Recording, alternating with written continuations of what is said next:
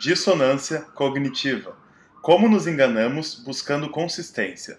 Um grande olá a todos, e hoje a gente está aqui para ver então uma das teorias mais importantes, não só na psicologia social, mas na psicologia em geral, que é então essa teoria da dissonância cognitiva.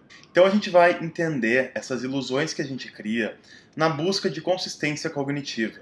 Tá? Para quem não viu o vídeo passado, ele ajuda bastante a entender este vídeo aqui. Então deem uma conferida no vídeo anterior e também se inscrevam aqui e ativem o sininho para receber os próximos vídeos. Então depois a gente vai ver as aplicações da dissonância cognitiva e no final eu vou ensinar uma coisa que é essencial, que é como aplicar essa teoria sem erros com base na realidade. Isso é uma coisa que eu já fiz curso de psicologia social e já li vários livros de psicologia social e nunca achei, então, um método como esse de realmente entender na realidade a teoria da dissonância cognitiva, tá? E finalmente, então, a gente vai ver o caso da vitimização. Então vamos começar. O que é dissonância cognitiva? O nome pode parecer um pouco difícil e a definição até um pouco mais. Mas fiquem aqui que a gente vai entender direitinho o que isso significa. Então aqui, um estado mental de desconforto causado por uma inconsistência em duas ou mais cognições, ideias, atitudes, crenças, opiniões, motivando esforços cognitivos para eliminar a inconsistência. Parece muito confuso, né? Mas vamos ver então o que é isso, tá? Então aqui a gente vai ter duas cognições, a cognição 1 e a cognição 2, tá? E essas cognições, então, elas vão ter uma inconsistência nas duas, tá? O que vai gerar, então, esse estado de dissonância cognitiva, que é um estado incômodo, a gente não gosta desse estado, ele nos causa, então, um sentimento de desconforto nas nossas cognições. E isso vai fazer, então, com que a gente tenha um esforço para eliminar essa dissonância. Então, nós vamos ter aqui, movimento X é violento, tá? Que seria a cognição 1. E depois, eu apoio movimento X. Então, isso causa uma inconsistência, porque tu não gosta de violência, mas tu apoia um movimento que é violento, tá? E agora vamos ver, então, como é que a gente faz para mudar. Então, vocês já viram aqui que, então, tu apoiar um movimento violento vai ter, realmente, um estado de desconforto na tua cabeça, né? Então, como é que tu faz para mudar isso? Então, como eliminamos a dissonância cognitiva? A gente pode modificar uma ou mais das cognições para que se tornem consistentes. Pode ser tanto no comportamento como no pensamento.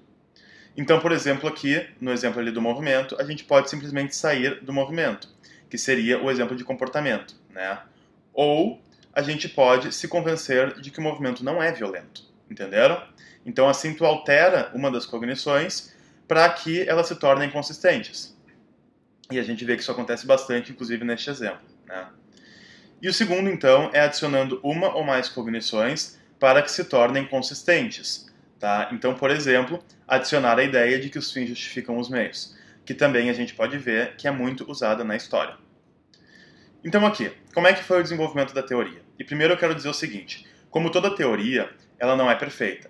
E a ciência, ela é a confrontação de hipóteses. Então a gente sempre vai ter novas incorporações à teoria que vão realmente modificando um pouco ela para aprimorá-la.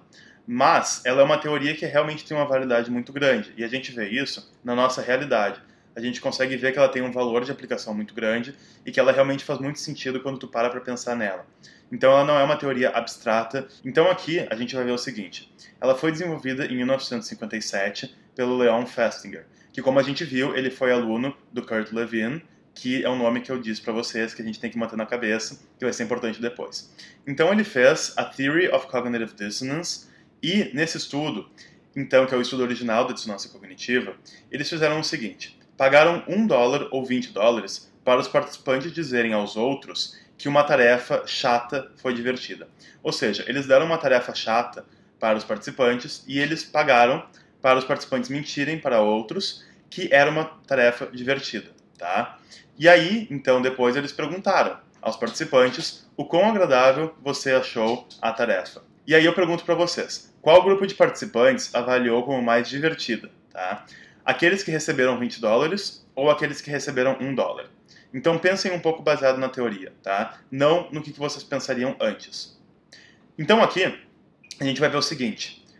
Na verdade, foram aqueles que receberam $1, tá? O que é contra-intuitivo, né? Mas na verdade a gente vai ver que é o seguinte. Aqueles que receberam $20, eles entendem por que eles falaram que gostaram. Então eles têm uma cognição, que é eu não gostei da tarefa. E o segundo é eu fiz a tarefa. Então, eles ficam ali, mas por que eu fiz a tarefa? Bom, porque eu recebi $20. Então ali eles têm uma justificação e eles entendem o porquê que eles fizeram. Agora aqueles que receberam $1, eles ficam o seguinte, eu não gostei da tarefa e eu recebi somente $1. Então aqui tem uma inconsistência. Então, o que eles fazem para mudar isso? Eles vão mudar a ideia de que eles não gostaram da tarefa para dizer que, na verdade, eles gostaram. Então, eles se convencem de que gostaram da tarefa simplesmente porque eles têm essa inconsistência aí, que é eu fiz a tarefa e eu não gostei da tarefa. Então, algo tem que ser mudado. Entenderam? Então aqui a gente vai entrar na questão da justificação do esforço. Então, que ela decorre dessa teoria da dissonância cognitiva, e ela diz basicamente que é um fenômeno no qual as pessoas passam a avaliar uma tarefa ou atividade em particular de maneira mais favorável quando se envolve algo difícil ou desagradável. Essa é a definição então da American Psychological Association, tá? E eu botei a foto aí no fundo, também acontece no Brasil, né? Que é quando o pessoal entra na universidade, começa a fazer aquelas brincadeiras lá, né? Então isso aí basicamente significa que quando tu passa por um esforço para entrar em um grupo, para fazer alguma coisa, quando tem muito esforço para alguma coisa, tu vai tender a gostar mais da coisa que tu está fazendo depois, então, do que tu entrou. Nesse caso, então tu está entrando na universidade, tu passou por um esforço para entrar nela, tu provavelmente vai gostar mais porque tu tem que justificar esse teu esforço que tu fez para entrar. Entenderam? Porque senão tu tem uma dissonância, que seria, eu fiz um esforço e eu não gostei dos resultados desse esforço. Então, tu acaba mudando, tu não gostar dos resultados do esforço, para tu gostar. Isso é uma coisa que a gente faz inconscientemente e nem se dá conta por definição, tá? Então, essa é a relação com a dissonância cognitiva. Então aqui vamos ver as aplicações. A primeira aplicação que eu gostei aqui é na educação, tá? Então na educação, a gente vai ter o seguinte.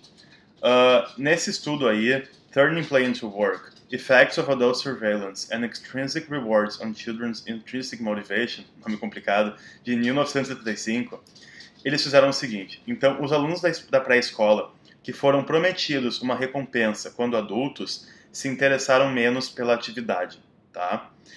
O que isso significa? Bom, vocês já entenderam, né? Então, se tu tem essa recompensa por fazer uma atividade, tu vai tender a gostar menos dela, porque tu tem uma explicação do porquê que tu está fazendo essa atividade. Enquanto, se tu fizer por livre e espontânea vontade, tu vai tender a gostar mais. Então aqui, a incorporação da dissonância cognitiva em modelos de aprendizagem promove a autoconsciência dos alunos sobre conflitos psicológicos entre suas cognições e exige que os alunos defendam suas crenças pessoais. Depois, os alunos são treinados para perceber objetivamente novos fatos e informações, para resolver esse estresse psicológico do conflito entre a realidade e o sistema de valores do aluno. Então, a melhor forma de resolver isso, por exemplo, no ensino fundamental, seria então deixar que os alunos escolhessem suas próprias disciplinas que eles querem fazer, baseado nas preferências pessoais. Tá legal? Então, aqui a aplicação 2, psicoterapia, tá? A gente vai ter então Effects of Choice on Behavioral Treatment of Overweight Children. Então, os efeitos da escolha no tratamento comportamental de crianças acima do peso. E aqui a gente vai ter a ideia das crianças que escolheram o tipo de terapia por livre escolha, resultou em uma perda de peso mais significativa. Então, a mesma solução que eu propus então para a questão da educação, essa que a gente vê aqui, né? Então, quando as crianças elas escolhem o tipo de terapia, elas fazem melhor, elas conseguem resultados mais eficazes, tá? Então, o paciente terá resultados mais positivos em seu esforço de melhorar sua saúde mental através da livre escolha de terapia. Aí, no caso, realmente, da psicoterapia em geral. Ou seja, quando tu escolhe o teu tipo de psicoterapia que tu vai fazer, tu tende a ter um resultado melhor na tua luta para melhorar a saúde mental. Terceira aplicação, persuasão, tá? Então, aqui, uma ótima forma de persuasão é criar um estado de dissonância cognitiva em um indivíduo, oferecendo sua proposta que deseja persuadir como a solução dessa inconsistência. Inclusive, muitos acreditam que essa realmente é a base da persuasão. Tu não consegue persuadir alguém sem incitar esse estado de dissonância cognitiva. Como assim? Tá? Então, esse é o exemplo que eu criei, que então eu quero convencer o meu amigo a comprar uma garrafa de água. Tá? Pergunto se ele acha bom essa onda de químicos que ingerimos, e depois pergunto se ele toma refrigerante.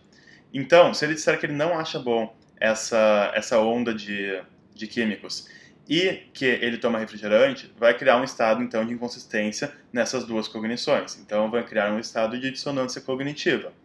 E aqui então, essa inconsistência vai causar ele reconsiderar tomar refrigerante. Então eu faço a proposta: compre essa garrafa de água, que é extremamente eficaz em aumentar o nosso consumo diário de água. E se vai abandonar o refrigerante mais facilmente. Entenderam? E então assim vai ser mais fácil de persuadir ele a comprar uma garrafa de água. Entenderam? E então aqui, vamos aprender a aplicar essa teoria corretamente, tá? Isso é muito importante. Então aqui, a teoria ela serve para analisar cognições que são mudadas ou adicionadas em forma de ilusão, ou seja, uma fuga da realidade, tá? Então, o que significa isso? Que as cognições inconsistentes, elas sempre vão existir, porque nada vai ser perfeito.